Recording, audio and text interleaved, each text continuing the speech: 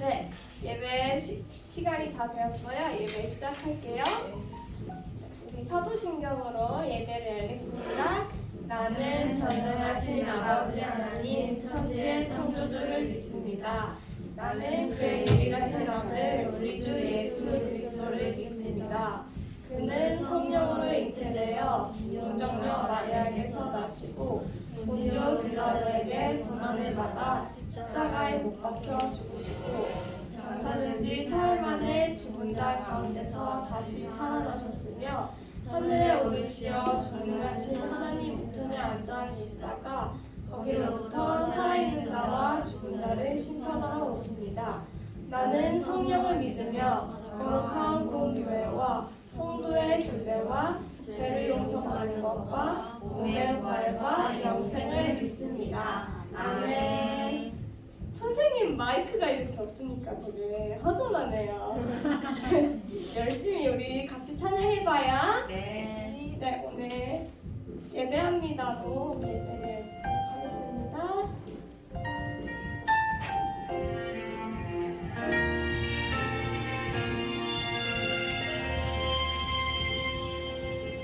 나는 하나님을 예배하는 예배자입니다. 내가 서 있는 곳 어디서나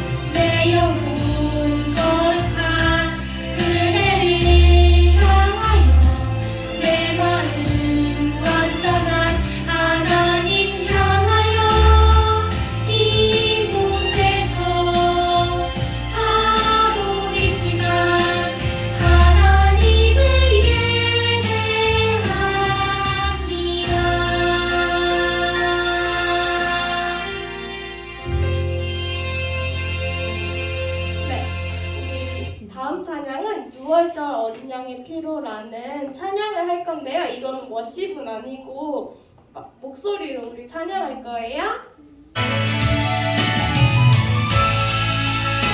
친구들 이 노래 알아요? 몰라요? 처음 한번 따라 해볼게요. 6월절 어린 양의 피로 나의 삶의 문이 열렸네.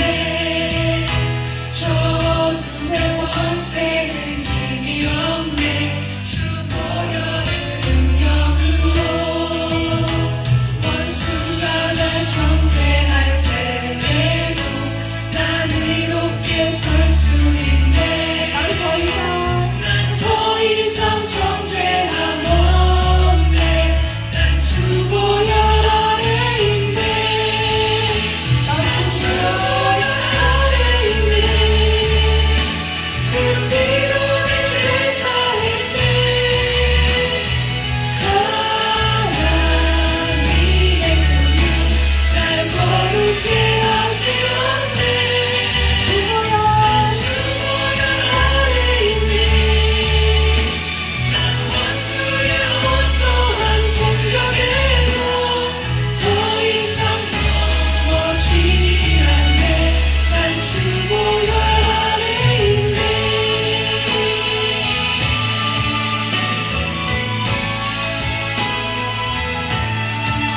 원수가 날 정죄할 때에도 난 의롭게 설 수 있네.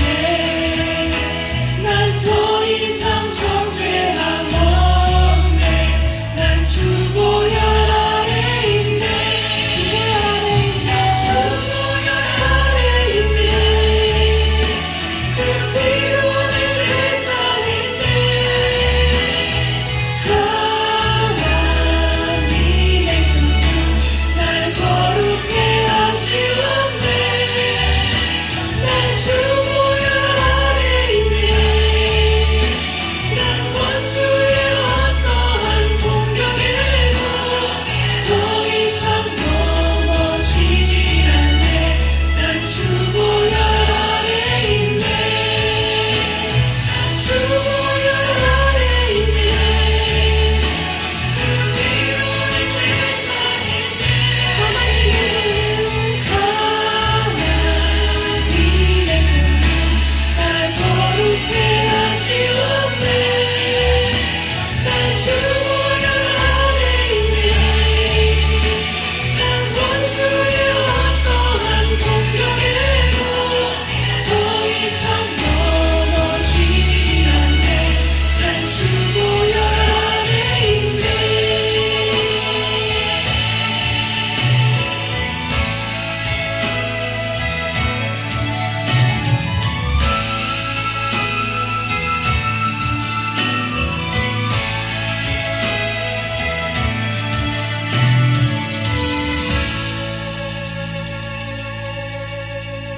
친구들, 선생님이 이게 마스크를 쓰니까 부르는지 안 부르는지 잘 안 보여요.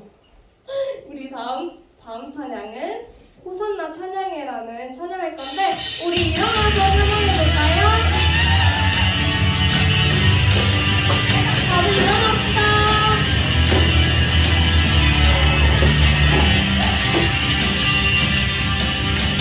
아픈 일 멈추고 왼발로 뛰어나가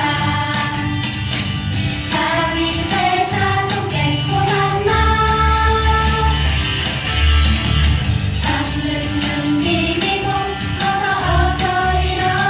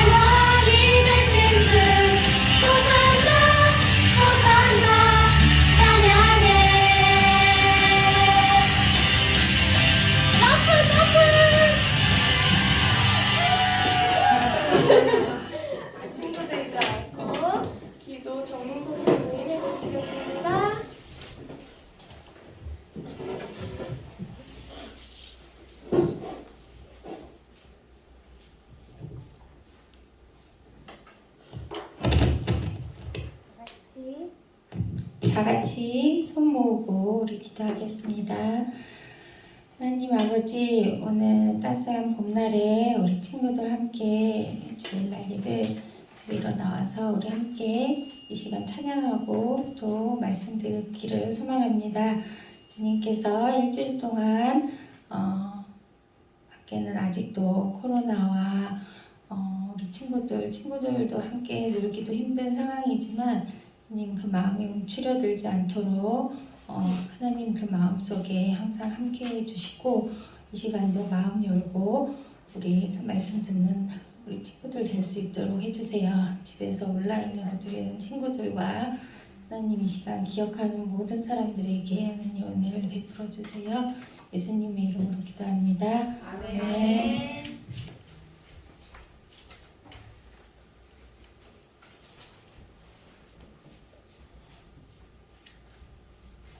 본문 말씀 함께 읽도록 하겠습니다. 제가 먼저 읽습니다. 모세가 이스라엘 모든 장로를 불러서 그들에게 이르되 너희는 나가서 너희의 가족대로 어린 양을 택하여 유월절 양으로 잡고 물을 가져다가 그릇에 담아 피에 적셔서 그 피를 문 임방과 좌우 설주에 뿌리고 아침까지 한 사람도 자기 집 문 밖에 나가지 말라.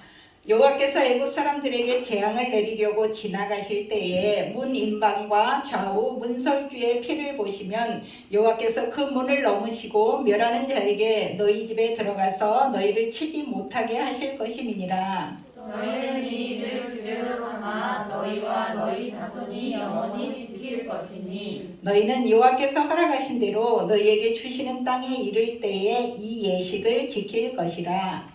이 후에 너희의 자녀가 묻기를 이 예식이 무슨 뜻이냐 하거든 너희는 이르기를 이는 여호와의 유월절 제사라. 여호와께서 애굽 사람에게 재앙을 내리실 때에 애굽에 있는 이스라엘 자손의 집을 넘으사 우리의 집을 구원하셨느니라 하라 하매 백성이 머리 숙여 경배하니라. 이스라엘 자손이 물러가서 그대로 행하되 여호와께서 모세와 아론에게 명령하신 대로 행하니라. 아멘. 사랑하는 초등부 친구들 안녕하세요. 안녕하세요. 우리 가연이가 오랜만에 와가지고 전도사님이 너무 기분이 좋아서 아침에 찬양을 있는 그대로 100% 따라했더니 숨이 차. 처음으로 이렇게 열심히 율동을 따라서 해본 것 같아요. 자, 우리는 지난주에 하나님께서 모세를 부르신 이야기를 살펴봤어요. 떨기나무에 불은 붙었는데 나무가 이렇게 타지 않는, 사라지지 않는 그런 모습을 보고 깜짝 놀라가지고 다가갔더니 거기서 하나님께서 모세를 부르셨는데 정말 하나님께서는 모세를 향한 놀라운 계획을 갖고 계셨어요. 그래서 하나님은 모세에게만 계획을 갖고 계신 게 아니고 지난주에 우리는 우리 친구들 한 명 한 명에게도 놀라운 계획을 갖고 부르셨다는 것을 알게 되었어요. 우리 오랜만에 친구들 가연이 만났는데 우리 옆에 친구한테 인사 좀 이렇게 해줬으면 좋겠어요.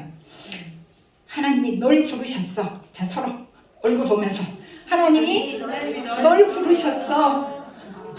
신우야, 하나님이 널 부르셨어. 자, 그러면 오늘 말씀 제목은 아까 지나갔는데 오늘 말씀 제목은 어떻게 구원을 받았는지, 이스라엘 백성이 모세를 부르셔서 이제 애굽에 보내셔서 어떻게 이스라엘 백성을 구원해 내셨는지 오늘도 말씀 속으로 들어가 보기로 하겠습니다. 자, 지난주에 모세는 하나님이 보내셨을 때에 전 안 됩니다 하는 이유가 뭐였어요? 첫 번째 이유가 늙어서 2번. 두 번째는 말 재주가 없어 말을 잘 못한다고. 나는 입이 뻣뻣하고 둔해서 말을 잘 못한다고 못 간다고. 그러니까 하나님이 누구를 붙여주셨어요? 누구를 붙여줬어요? 형 아론을 같이 가게 해서 이제 드디어 당당하게 바로 애굽 왕 바로 앞에 가서 섰어요. 뭐라고 했을까요? 6글자. 아, 7글자가 내 백성을 보내라 이렇게 하나님께서 말씀하셨습니다. 우리 여호와 하나님께서 이제 이스라엘 백성을 보내서 광야에서 하나님께 제사를 드리도록 하셨습니다. 그러니까 우리 이스라엘 백성을 보내주십시오 하고 얘기를 했거든. 그럼 바로가 바로 알았다고 하면 좋은데 뭐라고? 여호와가 누군데? 나는 여호와를 알지 못하니까 나는 보낼 수 없다 하고 고집을 부렸어요.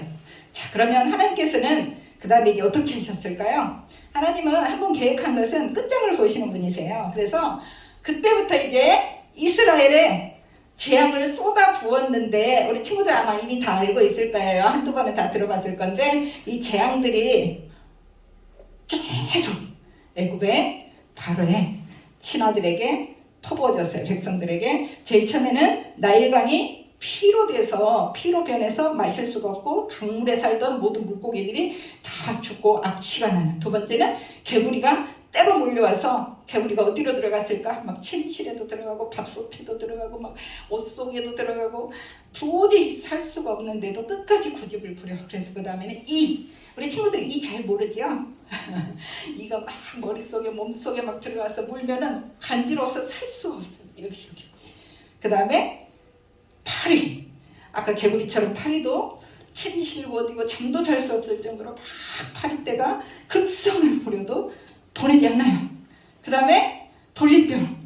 우리 요즘 달걀값이 왜 비싼지 알죠? 조류독감 때문에 전염병 때문에 이렇게 가축들이 죽는데 돌림병으로 모든 애굽의 가축들이 다 죽어가는데도 보내지 않아요. 그 다음에는 이게 가축뿐만 아니라 사람 몸에까지 악한 종기가 나가지고 이 종기가 몸에 나면은 엄청나게 아파요. 그래서 정상적인 생활을 할 수가 없는데도 그런데도 계속 보내지 않아. 이번에는 하늘에서 예쁜 우박이 떨어지는 게 아니라 머리통만한 우박들이 막 떨어져가지고 들에 있는 모든 가축들 또 자라고 있는 식물들, 나무들을 다 부셔놓는데도 그래도 보내지 않아. 이번에는 우박이 살아남은 그 곡식들 나머지까지 전부 메뚜기 떼가 와가지고 다 먹어버리는데도 그래도 보내지 않아. 이번에는 대낮인데도 깜깜해가지고 막 더듬더듬 움직일 수가 없어. 움직이면 넘어지니까. 그래서 3일 밤낮을 꼼짝 못하고 누워있는 그런 상황이 돼도 바로는 끝까지 고집을 부리고 이스라엘 백성들을 보내주지 않았어요. 자, 애굽은 거의 망했어요. 사실 모든 가축들 또 자라나는 식물들 다 없어졌는데도 끝까지 보내지 않자 이제 최후의 수단으로 마지막으로 이제 10번째 재앙을 내리시겠다고 이제 말씀하셔요. 우리 출애굽기 11장 5절 한번 읽어볼까요? 시작. 애굽 땅에 있는 모든 처음 난 것은 왕위에 앉아있는 바로의 장자로부터 맷돌 뒤에 있는 몸종의 장자와 모든 가축의 처음 난 것까지 죽으리니. 어머나, 우리 교실 안에는 지금 장자가 우리 태석 선생님은 장자인가요? 자, 장자, 아들. 처음 태어난 아들은 다 죽는데 바로의 왕자부터 시작해서 몸종, 종의 아들까지 처음 난 건 다 죽고 그 다음에 가축까지 처음 난 것은 다 죽을 것이라고 예고를 하셨어요. 지금 얘가 누구예요? 소예요? 왜 울고 있어요? 소인가? 아니, 소는 아니고 강아지인가? 아기가 죽어서 울고 있어요. 얼마나 슬퍼요. 자, 그래서 모든 이런 죽음이 집집마다 들어가서 사망에 이를 때에 피할 방법을 알려주셨어요. 피할 방법이 뭐였냐면은 출애굽기 12장 21절에 22절. 지금 우리한테 당했다고 생각하고 정말 정신 차려서 한번 읽어보도록 하겠습니다. 시작. 모세가 이스라엘 모든 장로를 불러서 그들에게 이르되 너희는 나가서 너희의 가족대로 어린 양을 택하여 6월절 양으로 잡고 우슬초 묶음을 가져다가 그릇에 담은 피에 적셔서 그 피를 문 임방과 좌우 설주에 뿌리고 아침까지 한 사람도 자기 집 문 밖에 나가지 말라. 자, 태양을 피하는 방법이 아니고 죽음을 피하는 방법. 자, 딱 이거밖에 없어요. 1번, 가족의 수에 따라 1년 낸 어린 양을 잡는다. 우리 집은 가족이 10명이니까 어린 양을 10마리를 잡아라가 아니고 가족이 먹을 수 있는 만큼, 만약에 5명에서 어린 양 1마리를 먹을 수 있으면 그러면 2마리를 잡으면 되겠죠. 10명인 가족은. 그러면 우리 가족은 2명밖에 없어. 그러면 옆집하고 합해가지고 어린 양을 1마리를 잡으면 되는데 그 어린 양은 딱 1년 된 순양으로, 순양이든 순염소든 그렇게 정해주셨어요. 그 다음에 어린 양을 잡아서 먹기 전에 일단 양을 잡으면 피가 나오잖아요. 그 피를 그릇에 받아가지고 저렇게 옆에 있는 사람처럼 인방은 여기 문턱 아니고 높이 있는 인방과 좌우에 문설주, 오른쪽 왼쪽에 있는 문설주에 피를 발라놔라. 뭘로 바르냐면은 손으로 바르면 안 되고 우슬초 묶음을 가져다가 거기에 이렇게 적셔서 뿌리든가 바르든가 저기에 해라. 그 다음에 3번째는 그 문 안에 있어야 된다. 밖으로 나와서 돌아다니면 안 된다. 자, 이렇게 했을 때 죽음의 천사가 넘어간다는 뜻이에요. 이렇게 발라져 있는 집은 그 안에 들어가지 않고 지나가요. 거기는 샥 패스오버. 영어로는 그냥 패스 알죠? 패스오버. 그 다음에 한문으로는 6월, 5월, 6월 그 6월이 아니고 넘을 유자. 그 집은 넘어간다는 뜻이에요. 그래서 그 6월절을 이스라엘 백성들은 지금까지도 지켜요.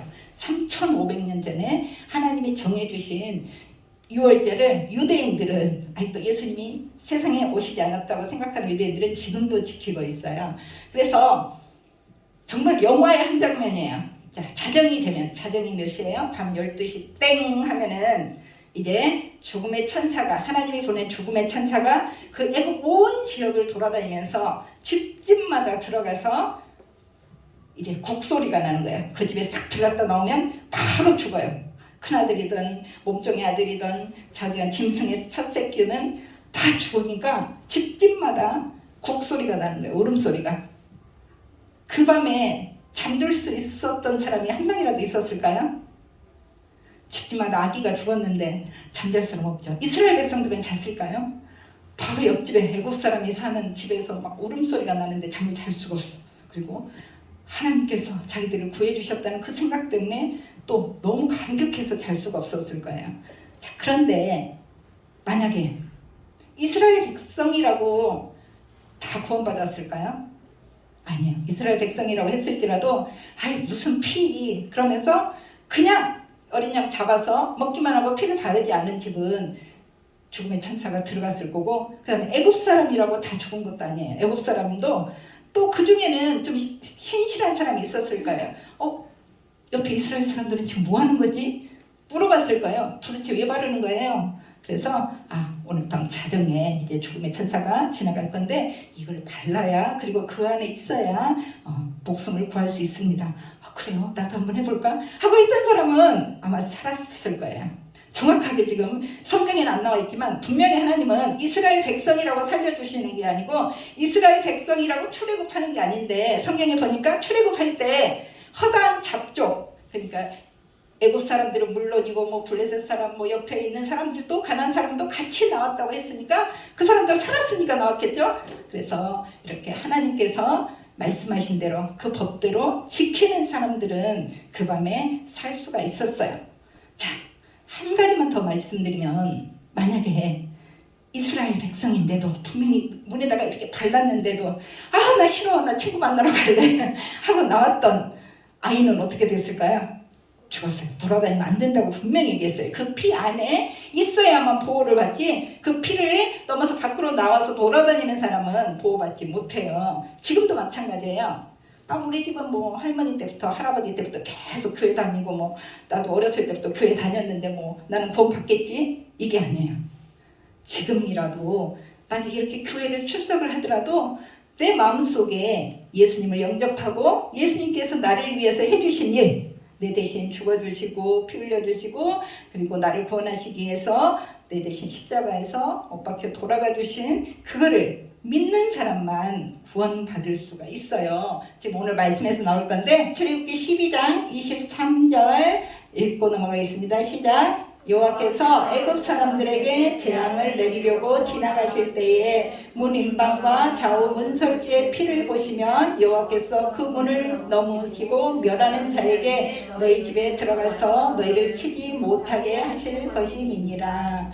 자, 하나님께서 딱 한 가지 방법, 그 어린 양의 피가 있는 집만 그 안에 있을 때에만 살 수 있다고 말씀을 하셨어요. 왜 어린 양의 피인가?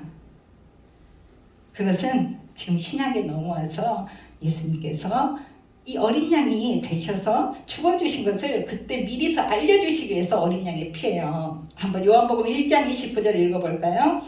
이튿날 요한이 예수께서 자기에게 나아오심을 보고 이르되 보라 세상 죄를 지고 가는 하나님의 어린 양이로다.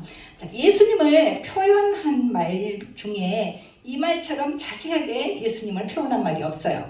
예수님께서 이제 30세가 되셔서 처음으로 이제 세례를 받으러 세례 요한에게 갈 때에 세례 요한이 저기서 오시는 예수님을 보면서 한 말이에요.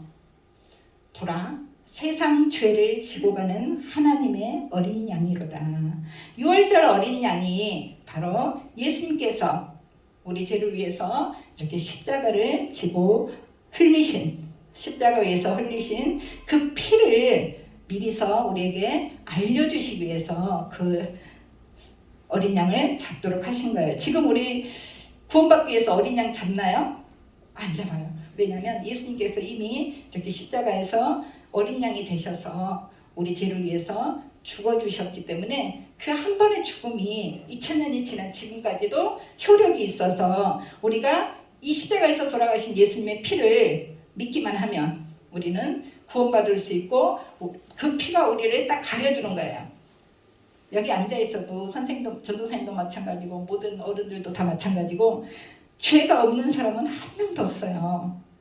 정말 이렇게 드러나지 않았을 뿐이지 만약에 다 이렇게 펼쳐놓는다면 정말 부끄러워서 살 수가 없는 그런 죄인들이지만 예수님의 피로 싹 덮어주셨기 때문에 우리가 죄 용서받고 구원받고 이렇게 떳떳하게 이렇게 강단에도 서고 우리 친구들도 가르칠 수 있는 그런 은혜를 얻은 거예요. 하나님께서 우리를 얼마나 사랑하시고 우리를 위해서 얼마나 큰 계획을 갖고 계시는지 우리 친구들은 아마 아직은 잘 모를 거예요. 하지만 모세를 부르셔서 이 엄청난 일을 맡기셨듯이 지금은 모세 대신 여기 앉아있는 우리 친구들 한 사람 한 사람 선생님 한 분 한 분을 부르셔서 엄청난 일을 맡기셨어요. 그 일이 무엇일까요? 자, 고린도전서 10장 31절 같이 읽도록 하겠습니다. 시작. 너희가 먹든지 마시든지 무엇을 하든지 다 하나님의 영광을 위하여 하라. 하나님께서 나를 왜 부르셨을까? 나에게 무슨 계획을 갖고 계실까? 바로 이거예요. 하나님께서 우리를 만드신 목적, 부르신 목적, 부활해 주신 목적, 아들 예수님까지도 아깝게 생각하지 않으시고 보내셔서 우리를 위해서 죽게 하신 그 목적이 바로 우리가 다 하나님의 영광을 위해서 살 수 있도록 그렇게 해주신 거예요. 하나님께서는 우리를 만드실 때 그냥 너희들은 땅에서 나를 경배해 하고 만드신 것이 아니고 하나님은 우리와 매일매일 이렇게 교제하기를 원하세요.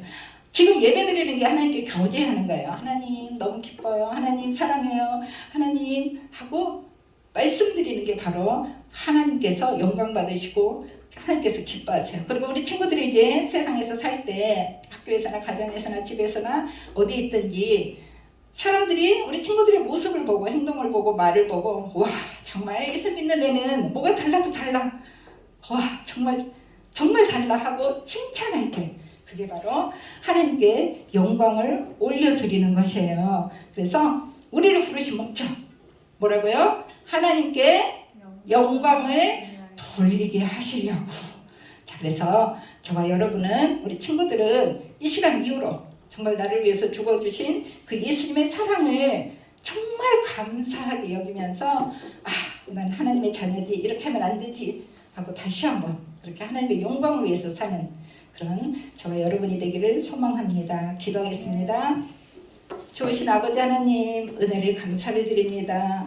하나님께서 이스라엘 백성을 구원하실 때 어린 양으로 구원하셨듯이 또한 우리를 죄에서 구원하실 때에 어린 양 대신 예수 그리스도의 피로 우리를 구원하여 주심을 감사를 드립니다. 이제 그 구원에 감사해서 정말로 하나님께 영광을 돌리는 삶을 살기를 원합니다. 하지만 우리 힘으로는 할 수 없사오니 하나님께서 붙들어 주시고 하나님께서 늘 인도하여 주시옵소서. 아버지, 그 사랑에 매여서 늘 하나님께 영광 돌리는 삶을 살기를 원하는 우리들에게 하나님 오늘 또 함께하여 주시옵소서. 또 이 시간에도 귀한 예물을 구별하여 드린 손길 하나님께서 복 주시고 사는 날 동안 하나님께서 기뻐하시는 그 삶을 살아낼 수 있도록 하나님 도와주시옵소서. 감사하고 예수님 이름으로 기도합니다. 아멘.